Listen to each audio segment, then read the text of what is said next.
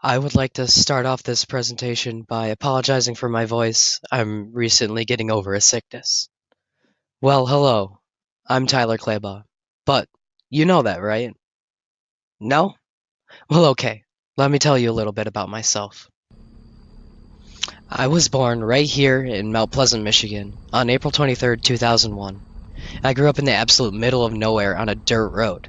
See, look at this. I've lived in the same house on the same dirt road for my whole life, and I love it. The nature, the quiet, the night sky. I have a hard time thinking about leaving it, and I really don't plan to.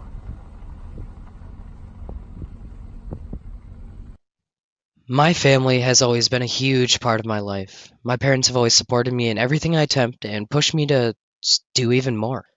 My sister, Avery, is a year younger than me and has always been a great friend. My brother, Ian, who's 5 years younger, can always make me laugh. These people have made such an impact on my life, especially in the early days, and I definitely could not give a presentation about my life without mentioning my family and their impact. I went to a small school that is about 30 minutes west of Seamew called Chippewa Hills. Now, there is no town at Chippewa Hills. It's a consolidation of many small towns into one school.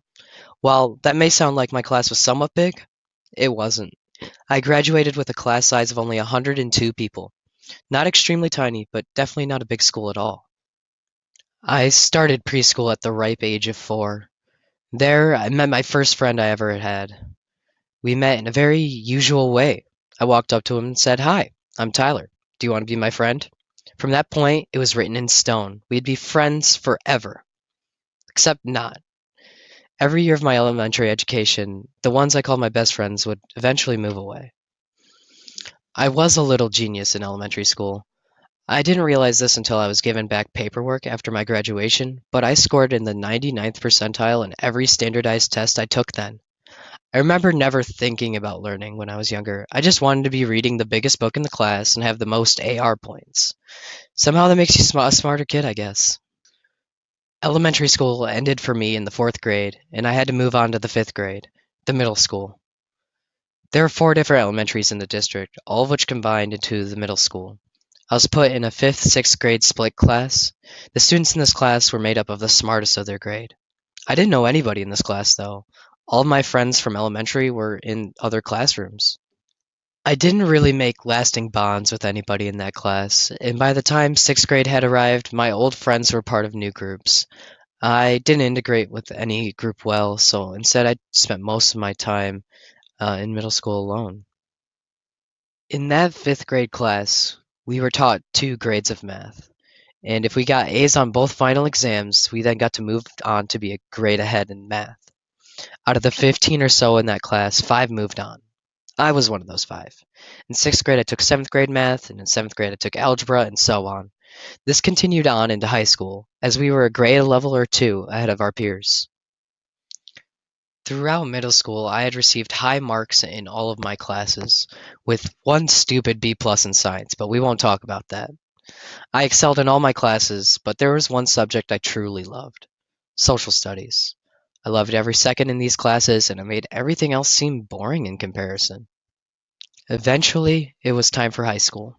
Scared little freshman me was going in with few friends and little idea of what I was going to do with my life. Throughout high school, my trend of excellent grades continued. What changed was me.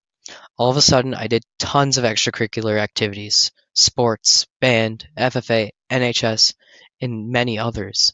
I connected with people and trained myself to further connect. Through a change of self and a small push from my family, I wanted more for myself. When junior and senior year came along, I had to start thinking about what I was going to do with my life. I had tossed around a couple of ideas, but nothing really sounded like something I would want to do. Then I was presented with a question: what will you leave behind? For most people, it's only their children, but I wanted something more. Then I thought of it: a teacher. I found a way to do something with my love for social studies and history and solve my moral dilemma. I then applied to CMU, knowing of their great education program.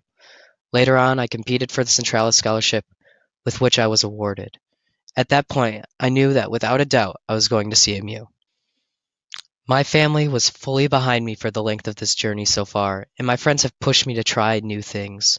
Without them, my life would be spiraling in a complete other direction. I have three main goals in life: to be successful in my career, get married, and to eventually have kids. Right now, my future of being a teacher looks bright. The other two, not so much, but that's for later down the line. In a way, teaching is parenthood. As a good parent, you help your child grow to hopefully be a better person than you. In education, you work with and help teach your students to assist them in growing to be a better version of themselves. Yeah, times might get tough, but it is your goal to lead them through this short chapter in their life and help them achieve their future goals. Thank you.